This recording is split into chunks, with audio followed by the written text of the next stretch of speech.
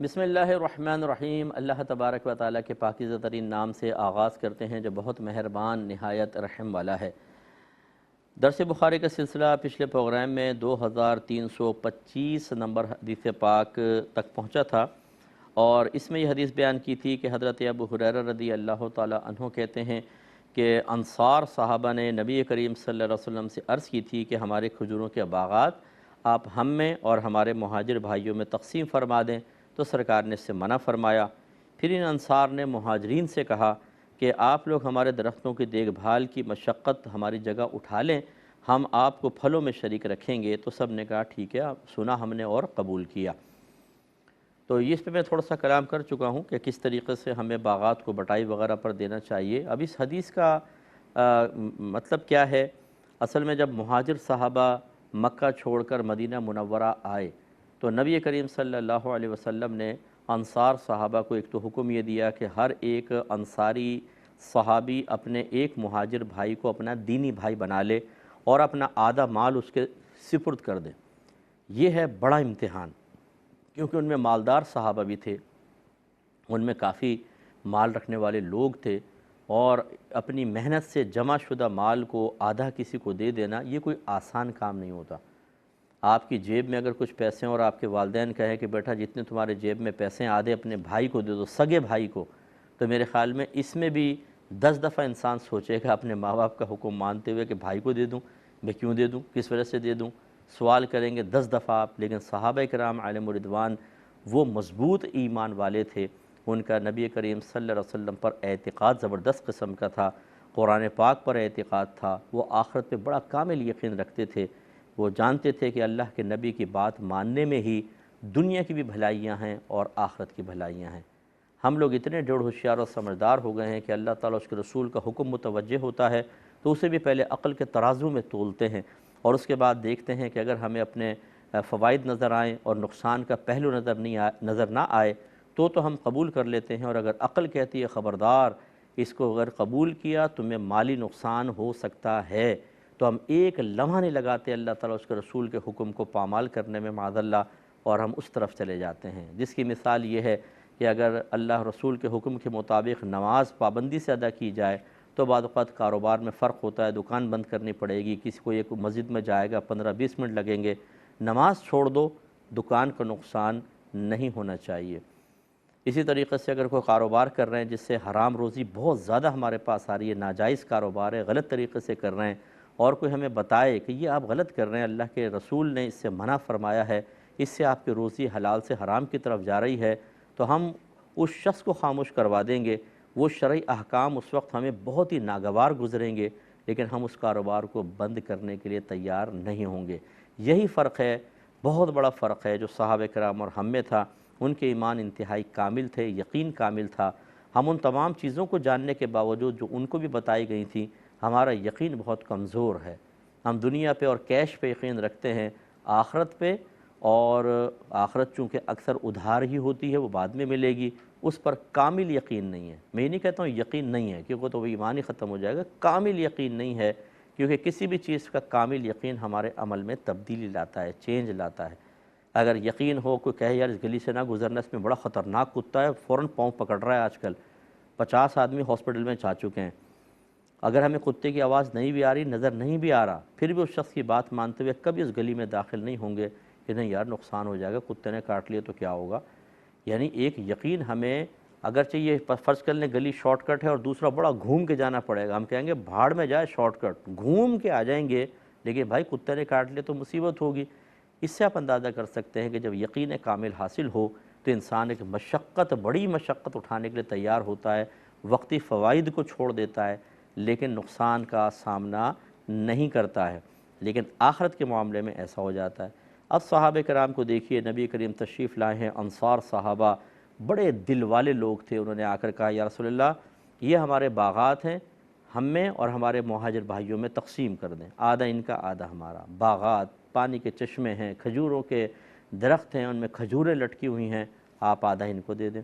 رحمت کونین نے منع فرمایا کہ نہیں، باغات میں نہیں، کیونکہ شارحین نے فرمایا کہ نبی کریم صلی اللہ علیہ وسلم جانتے تھے کہ عنقریب فتوحات کا سلسلہ ہوگا اور سب کو بہت کچھ مل جائے گا، لیکن یہ جو بھائی چارہ شروع میں سرکار نے قائم فرمایا وہ بالکل ابتدا کے اندر تھا، اور وہ وقت کی ضرورت تھی کیونکہ وہاں سے مہاجر صحابہ آئے تھے۔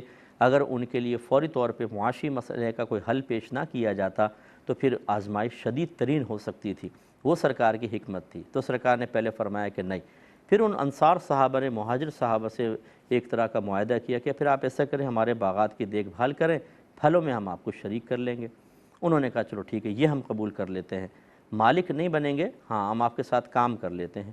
تو یہ میں نے آپ کو پچھلے پروگرام میں سمجھا ہی دیا تھا کہ اگر اس طرح کوئی باغات کی دیکھ بھال پر آپ کسی کو مقرر کر دیں تو اس کا ایک طریقہ تو یہ ہے کہ آپ کرایہ مقرر کر دیں کہ بھئی یہ اتنا عرصہ آپ رکھیں، یہ آپ سال بھر تک کریں اور اس کا ہمیں کرایہ دے دیں، پھل بھی آپ کا، سب کچھ آپ کا، 50,000 60,000 70,000 ٹھیکے پہ جیسے دے دیتے ہیں، یوں ہو سکتا ہے۔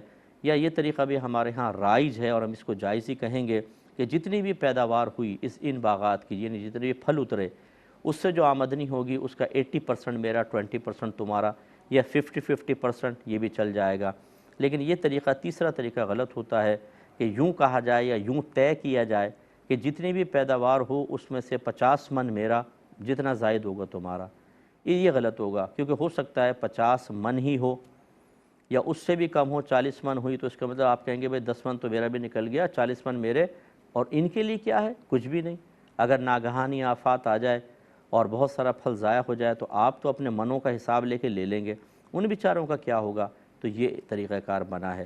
اس سے ذرا میں اپنے مسلمان بھائیوں اور بہنوں سے گزارش کرتا ہوں جو اس وقت میں سن رہے ہیں، جو اس وقت ہمارے ملک کے حالات چل رہے ہیں وہ ایسے ہی حالات ہیں کہ ہمارے مسلمان بھائی بڑے پریشان ہیں اور مہنگائی بہت زیادہ ہے، اور مطلب ایک طبقہ تو ایسا ہے جسے مہنگائی سے کوئی فرق نہیں پڑتا، ان کا ذریعہ آمدنی ہی اتنا زیادہ ہے، جتنی مرضی مہنگائی ہو جائے وہ افورڈ کر لیتے ہیں۔ ایک ہے مڈل کلاس جو نوکری کر رہے ہیں اور ان کی سیلریز بڑھ گئی ہیں، فرض کر لیں مہنگائی کی وجہ سے، انہیں بھی اتنا محسوس نہیں ہوتا، اور ایک نیچے طبقہ ہے جن کی سیلری نہیں بڑھ رہی ہے، یا جو بیچارے اور نیچے طبقے کے دیگر کم درجے کے کام کرتے ہیں، ان کی ذریعہ آمدنی کم اور خرچے اتنے زیادہ ہو گئے ہیں۔ تو یہ میں گزارش کرتا ہوں جیسے انصار صحابہ نے مہاجر بھائیوں کو اللہ کے نبی کی رضا اور آپ کے حکم کے مطابق ایک طرح کا سہارا دیا اور اپنا مال ان کو دیا، ایسے ہی میں گزارش کرتا ہوں، یہ میرے لیے بھی ہے، میں آپ کے لیے بھی گزارش کرتا ہوں کہ اپنے اطراف میں جو غریب لوگ ہیں، سفید پوش قسم کے لوگ ہیں، ان کی مالی امداد کیجیے، انہیں اس وقت سہارا دیجیے۔ یہ حالات ہمیشہ رہیں گے نہیں، انشاءاللہ اللہ تعالیٰ بہتر کر دے گا، کہ اس وقت کچھ ایسے حالات ہیں کہ ہمیں ایک دوسرے کے سہارے کی بہت زیادہ ضرورت ہے، تو جو آپ کے قریبی لوگ ہیں ان کی تھوڑی بہت آپ مدد کر دیں، راشن ڈلوا دیں جیسے، اور دیگر کسی امور میں ان کی مدد کر دیں، تاکہ یہ مشکل جو جیسے کرونا کے ٹائم پہ ایک دفعہ مشکل وقت تھا اور الحمدللہ ہمارے پاکستان میں بہت لوگوں نے فراغ دلی کے ساتھ لوگوں کو راشن وغیرہ پہنچایا، مدد کی، ایسے ہی یہ مہنگائی کے دور میں بڑے مسائل ہیں۔ آج ایک غریب آدمی پیٹرول ڈلوا کے اپنے کام تک پہنچتا ہے، بیچارہ واپس آتا ہے اور اس کا پیٹرول ختم ہو چکا ہوتا ہے، ڈیلی اتنا پیسہ نکالنا، اور جب کہ ذریعہ آمدنی بعض اوقات نہیں بڑھ رہے ہوتے، بہت مشکل ہے۔ تو ہمیں صحابہ کرام کے اس طریقے پر وسعت قلبی کے ساتھ عمل کرنا چاہیے۔ اگلی حدیث کی طرف آتے ہیں، 2326 نمبر حدیث پاک ہے، اور اس کا باب قائم کیا ہے، باب قطع الشجر والنخل، پھلدار درخت اور کھجور کے درختوں کو کاٹنے کا باب۔ حدیث ہے 2326۔ حضرت عبداللہ رضی اللہ تعالیٰ عنہ روایت کرتے ہیں کہ نبی کریم صلی اللہ علیہ وسلم نے بنو نذیر کے کھجوروں کے درختوں کو جلانے اور کاٹنے کا حکم دیا، چنانچہ ان کو کاٹ دیا گیا، اور انہی درختوں کا نام البویرہ تھا، انہیں بویرہ کہا جاتا تھا۔ اور حضرت حسان رضی اللہ تعالی عنہ کا یہ شعر بھی اسی کے متعلق ہے، وَحَانَ عَلَى صَرَاطِ بنی لوئی حریق بالبویرہ مستطیر، یعنی بنی لوئی یہ قریش کا قبیلہ ہے، ان کے سرداروں پر غلبے کو بویرہ کی آگ نے آسان بنا دیا جو ہر طرف پھیلتی جا رہی تھی۔ تو ایک شعر حضرت حسان بن ثابت کا۔ اب یہ درختوں کو کاٹنے اور جلانے کا حکم کیوں دیا جب کہ کھجور کے درخت تھے؟ تو اس کی شرح یہ لکھی ہے کہ عام درختوں کو اور کھجور کے درختوں کو لکڑی کے حصول کے لیے کاٹنا جائز ہے، یا جس جگہ پر درختوں اس جگہ کو کاشتکاری کے لیے خالی کرنا مقصود ہو تو اس جگہ کو خالی کرنے کے لیے درختوں کو کاٹنا جائز ہے۔ یعنی درخت جیسے بعض اوقات پرانے ہو جاتے ہیں، کیڑے لگ جاتے ہیں، پھل بہت ہی کم آ رہا ہے اور اتنی بڑا حصہ زمین انہوں نے گھیر رکھا ہے، تو کاٹ کر جڑیں ہل وغیرہ چلا کر اب بھئی ہم یہاں کھیتی باڑی کریں گے تب جائز ہے۔ یا درختوں کو اس جگہ برقرار رکھنے کی بنسبت وہاں پر کسی ایسی چیز کی تعمیر کرنا مقصود ہو کہ جس کی وجہ سے مسلمانوں کو زیادہ فائدہ ہو، مثلا وہاں پر کوئی صنعت یعنی فیکٹری جیسے قائم کرنا، جیسے مل اور کارخانے، یا کوئی اور مفید پروجیکٹ وغیرہ لگانا، یا کوئی فرض کر لیں مسجد بنانا عظیم الشان، اس کے لیے بھی درخت کاٹے جا سکتے ہیں۔ تو درخت کاٹنا ویسے منع ہوتا ہے کیونکہ آپ کو پتہ ہے یہ آکسیجن کا بہترین ذریعہ ہیں، کاربن ڈائی آکسائڈ کو سک کرتے ہیں، سایہ فراہم کرتے ہیں، زمین کی حرارت کو کم کرتے ہیں، اس سے پانی ذرا قریب رہتا ہے سطح کے، ورنہ بہت نیچے چلا جائے۔ اور جب یہ سیلاب وغیرہ آتا ہے تو دیکھیں درخت کس طرح اس پانی کے تیز بہاؤ کو روک کر اور ایک بڑی تباہی سے بچا لیتے ہیں۔ تو خلاصہ کلام یہ ہے کہ ویسے تو درخت کاٹنا منع ہے، لیکن صحیح ضرورت کے تحت درخت کاٹنا جائز ہے۔ تو نبی کریم صلی اللہ علیہ وسلم نے جو درختوں کو کاٹنے کا حکم دیا وہ بھی اچھے مقاصد کے لیے تھا، اس لیے اس پر کوئی اعتراض نہیں ہو سکتا ہے۔ اگلی حدیث 2327 ہے اور اس کا کوئی باب امام بخاری نے قائم نہیں فرمایا ہے۔ حضرت رافع بن خدیج انصاری رضی اللہ تعالیٰ عنہ کہتے ہیں کہ ہم اہل مدینہ میں سے سب سے زیادہ کاشتکاری کرتے تھے۔ ہم زمین کی ایک جانب کو پیداوار کے بدلے اس کو کرائے پر دیتے تھے جس جانب کو زمین کا مالک معین اور موسوم کر دیتا تھا۔ مثلا جیسے کہ پلاٹ ہے، بھئی اس کا اتنا حصہ یہ آپ کا ہے، اس کی آپ سمجھ لیں جو پیداوار ہے وہ آپ لے لیجئے گا اور آپ یہ پوری ہماری زمین کی حفاظت کریں، اس کی دیکھ بھال کریں۔ اس طریقے سے ہم کرتے تھے۔ حضرت رافع نے کہا کہ کبھی زمین کی اس جانب پر کوئی آفت آ جاتی اور دوسری زمین سلامت رہتی، اور کبھی اس زمین پر کوئی آفت آ جاتی اور وہ جانب سلامت رہتی، تو ہمیں زمین کو اس طرح کرائے پر دینے سے منع کر دیا گیا، اور سونے اور چاندی کے عوض کرائے پر دینے کا اس دور میں رواج نہیں تھا۔ اس کا مطلب ہے منع کر دیا گیا، کس نے منع کی؟ یقینی سی بات ہے کہ نبی کریم صلی اللہ علیہ وسلم نے منع فرمایا۔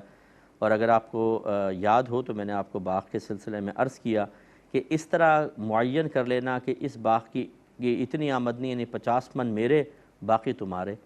اب اگر 50 من ہی ہو تو سامنے والے کو کیا ملے گا؟ اگر ناگہانی آفات آ گئی اور وہ بیچارہ تباہ ہو گیا تو کیا ہوگا؟ اب جیسے اس کے اندر اگر ہم درختوں کی مثال لیں کہ بھئی یہ جو 100 درخت ہیں ان میں سے 80 درختوں کی پیداوار میری ہوگی، ان 20 درختوں کی تمہاری ہوگی۔ اب اگر ان 20 درختوں پہ کوئی آفت نازل ہوگی تو اس بیچارے کو کیا ملے گا؟ اس طرح کا معاملہ ٹھیک نہیں ہوتا۔ اسی طرح کھیتی باڑی کے لیے کہ بھئی یہ ہمارے 100 ایکڑ زمین ہے، اس میں سے یہ جو 25 ایکڑ ہے اس کی پیداوار تمہاری، باقی کی تم حفاظت کرو گے اور اس کی ساری ہماری۔ اب ان 25 ایکڑ کے اوپر اگر آفات سماوی آ گئی تو کیا ہوگا؟ اسے آفات سماوی یعنی اس کو گھیر لیا تو کیا ان کو کیا ملے گا؟ اس لیے اسے منع کر دیا۔ اور یہ کہتے ہیں کہ اس وقت سونے چاندی کے بدلے میں کرائے پر دینے کا رواج نہیں تھا، یہ تو بعد میں رواج قائم ہوا۔ تو اب یہ طریقہ کار ہی ہونا چاہیے، یوں نہیں ہونا چاہیے کہ اتنا حصہ زمین تمہارا، اس کی پیداوار تمہاری قسمت وہی ہو یا نہ ہو، باقی ہم لیں گے۔ یہ صحیح طریقہ نہیں ہوتا۔ اس میں سامنے والے کے محنت کے باوجود اس کے صلہ ملنے سے محروم رہنے کے امکانات ہیں اور شریعت اس کو پسند نہیں فرماتی۔ آگے باب قائم کیا ہے کہ باب المزارعات بالشطر ونحوہ، زمین کی نصف پیداوار اور اس کی مثل کے عوض یا اس کے بدلے میں مزارعت کا باب۔ اور اس میں امام بخاری رحمۃ اللہ علیہ حدیث لائے ہیں۔ پہلے تو انہوں نے بہت ساری تعلیقات ذکر کر دی ہیں۔ اس کے اندر تعلیقات آپ کو میں نے بتایا تھا کہ پہلے ایک سمجھ لیں ایک حدیث ہے اور حدیث کا ایک عنوان قائم کرتے ہیں، اس کو باب سے تعبیر کرتے ہیں، اور بعض اوقات اس باب اور حدیث کے درمیان بہت ساری باتیں امام بخاری وہ کوئی آیت لے آئیں گے، کسی حدیث کا ٹکڑا یا صحابہ یا تابعین کے اقوال، ان کو تعلیقات بخاری سے تعبیر کرتے ہیں۔ تو کافی اس میں تعلیقات ہیں۔ اس کے بعد یہ حدیث لے کر آئے ہیں 2328 نمبر حدیث پاک۔ حضرت نافع حضرت عبداللہ رضی اللہ تعالی عنہ سے روایت ہیں کہ ان کو خبر دی کہ نبی کریم صلی اللہ علیہ وسلم نے خیبر کے کھیتوں اور باغات میں نصف زمین کی پیداوار یا نصف پھلوں کے عوض عمل کرایا۔ آپ اس میں سے اپنی ازواج کو 100 وسق دیتے تھے، 80 وسق کھجوریں دیتے تھے اور 20 وسق جو دیتے تھے۔ پھر حضرت عمر فاروق رضی اللہ تعالیٰ عنہ نے خیبر کی پیداوار کو تقسیم کیا۔ انہوں نے نبی کریم صلی اللہ علیہ وسلم کی ازواج کو اختیار دیا کہ اگر وہ چاہیں تو ان کو وہاں پانی اور ایک زمین کا حصہ دے دیا جائے، یا ان کو اسی طرح پیداوار میں سے حصے دیے جائیں۔ تو بعض ازواج نے قطع زمین کو، یعنی زمین کے ٹکڑے یا پلاٹ کے لیں، اس کو پسند کیا، اور بعض نے وسق لینا پسند کیا۔ سید عائشہ صدیقہ رضی اللہ تعالی عنہا نے زمین کا ٹکڑا لینا محبوب رکھا۔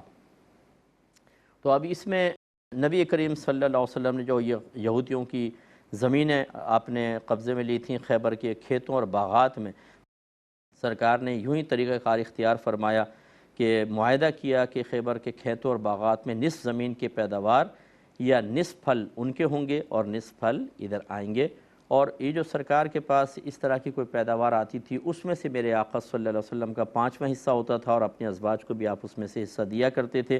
اس کا یہ ذکر ہے کہ حضرت عمر فاروق رضی اللہ تعالیٰ عنہ نے جب دور حکومت سنبھالا تو اس وقت تک ایسے حالات بدل گئے تھے کہ آپ نے آفر کی کہ یا تو آپ قطع زمین لے لیں اور یا اسی پیداوار کو جاری رکھیں، اور جو امہات المومنین تھیں ان میں سے بعض نے کچھ اختیار کیا اور بعض نے دوسری چیزوں کو اختیار فرمایا۔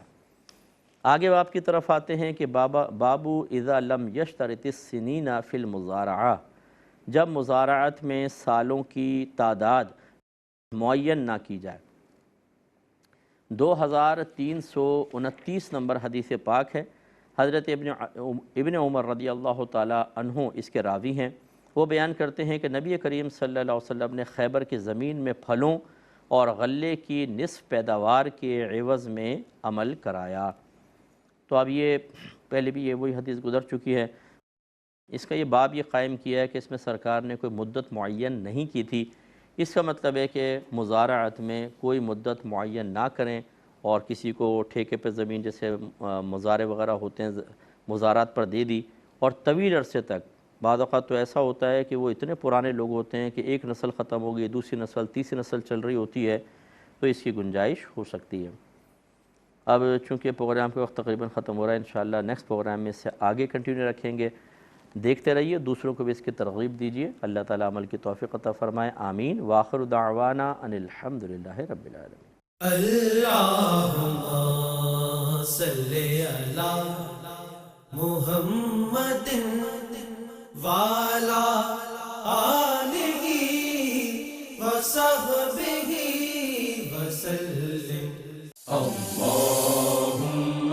لغقان، حضرت ابو ہریرہ رضی اللہ